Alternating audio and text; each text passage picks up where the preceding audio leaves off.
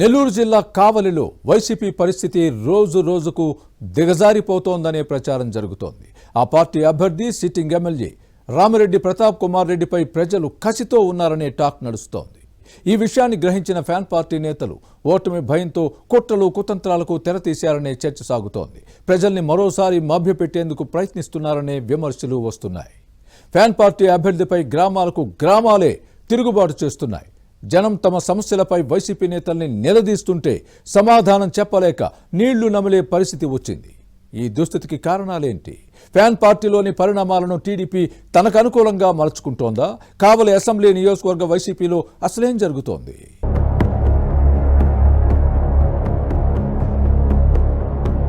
నెల్లూరు జిల్లా కావలి పట్టణం ప్రశాంతతకు మారుపేరుగా ఉండేది. ఇక్కడి ప్రజలెంతో సౌమ్యులు. అవినీతి అక్రమాల మరకలంటని నేతలుండేవారు. రాజకీయాల్లో విలువలకు ప్రాధాన్యత ఇచ్చేవారు. కాని వైసీపీ అధికారంలోకొచ్చిన తర్వాత ఈ 5 ఏళ్లలో పరిస్థితి పూర్తిగా మారిపోయింది. ప్రశాంత వాతావరణానికి భంగం ఏర్పడింది. ఎమ్మెల్యే రామిరెడ్డి ప్రతాప్ కుమార్ రెడ్డి నవ్విపోదురుగాక నాకేంటి అన్న చందంగా అవినీతి అక్రమాలకు తెరదీశారనే విమర్శలు వెల్లువెత్తుతున్నాయి. ఎక్కడికక్కడ సామంతులు సైన్యాన్ని ఏర్పాటు చేసుకుని అడ్డగోలుగా దోపిడీ చేశారనే ఆరోపణలున్నాయి. అవినీతి అక్రమాలతో పాటు అరాచకాలు పెరిగిపోయాయని ప్రజల్లో ఆందోళన నెలకొంది. చివరకు ఈ కనకపట్నంగా పిలిచే కావలి పట్టణం ఏపీలోనే ఓ అరాచక ప్రాంతంగా మారిపోయిందని ఇక్కడ నెలకొన్న పరిస్థితులు రుజువు చేస్తున్నాయి.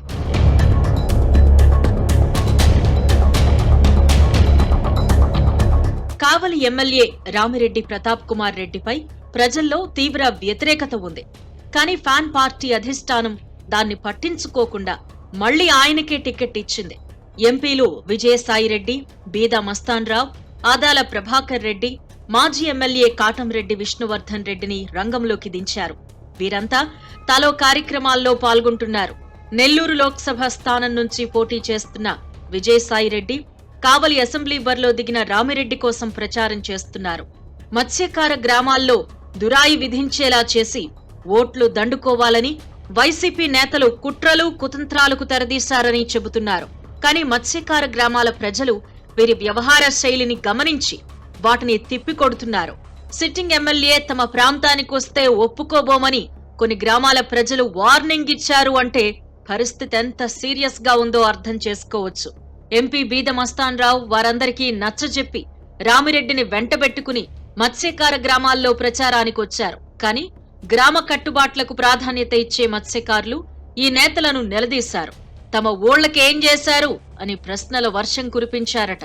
ఏ ముఖం పెట్టుకుని మళ్లీ ఓట్లు అడగడానికొచ్చారు అంటూ ఇద్దరినీ ఉతికారేసినంత పనిచేశారు అనే టాక్ నడుస్తోంది. ఫ్యాన్ పార్టీ అభ్యర్థిపై గ్రామాలకు గ్రామాలే తిరుగుబాటు చేస్తున్నాయి.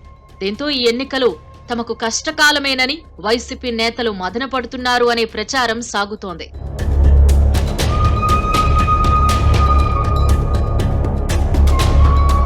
బీద మస్తాన్రావు, బీద రవిచంద్ర సోదరుల సొంతూరు ఇసుకపల్లి. ఇటీవల వైసీపీ ఎంపీ మస్తాన్రావు ఇక్కడ సమావేశం నిర్వహించారు. తన ఊరిలో 2000 ఓట్ల మెజారిటీ తెస్తాను అంటూ ప్రగల్భాలు పలికారు.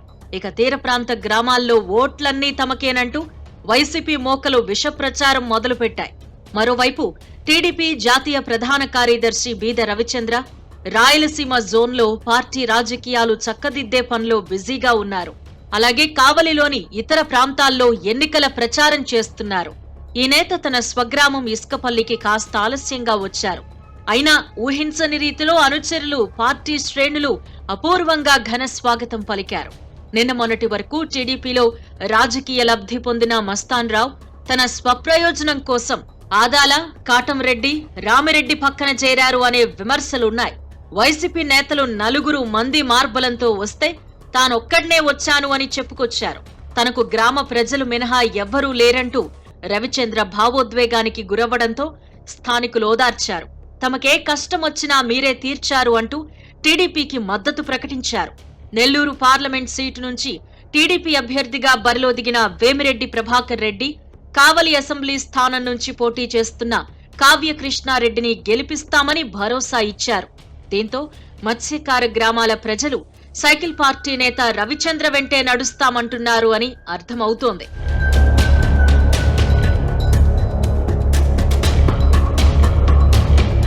మరోవైపు ఎమ్మెల్యే రామిరెడ్డి ప్రజల ప్రాణాలతో చెలగాటమాడాడు అనే ఆరోపణలు ఎదుర్కొంటున్నారు. తక్కువ ధరకే మద్యం వస్తుందని లిక్కర్ మాఫియాతో చేతులు కలిపారనే విమర్శలున్నాయి. కంటైనర్లలో గోవా నుంచి మద్యం తెచ్చి ఓటర్లకు పంపిణీ చేయడం వివాదాస్పదంగా మారింది. అది తాగిన ఓటర్లు వేల సంఖ్యలో అనారోగ్యాల పాలయ్యారు. పదుల సంఖ్యలో ప్రాణాలు పోగొట్టుకున్నారు. ప్రస్తుతం సిద్ధం సభ, నామినేషన్ కార్యక్రమాలకు సమీకరించిన జనానికి మద్యం పంపిణీ చేశారు. ఇది గోవా మందు కాదు గదా, ఓట్ల కోసం సొంత పార్టీ క్యాడర్ ప్రాణాలు తీయడానికైనా వెనకాడరు అంటూ వైసీపీ శ్రేణులు చర్చించుకుంటున్నాయి. ఎమ్మెల్యే రామిరెడ్డితో సహా పలువురిపై అప్పట్లో కేసులు నమోదయ్యాయి. కోర్టుల్లో వ్యాజ్యాలు నడుస్తున్నాయి.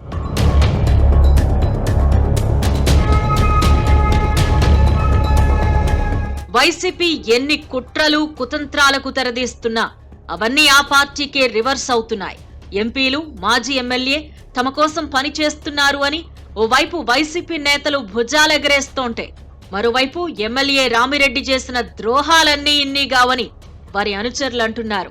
రామిరెడ్డి కోసం తాము పని చెయ్యమని తెగేసి చెబుతున్నారు. సరిగ్గా మాజీ ఎమ్మెల్యే కాటంరెడ్డి వైసీపీలో చేరే సమయంలోనే ఆయన అనుచరులు టీడీపీలో చేరారు. ఈ పరిణామాలన్నీ ఫ్యాన్ పార్టీకి మింగుడు పడ్డం లేదు. కావలిలో వైసీపీ పరిస్థితి చెడపకురా చెడేవు అన్న చందంగా మారింది. నిత్యం అధికార పార్టీ శ్రేణులు టీడీపీలో చేరుతున్నారు. వలసలను వైసీపీ నేతలు అరికట్టలేకపోతున్నారు.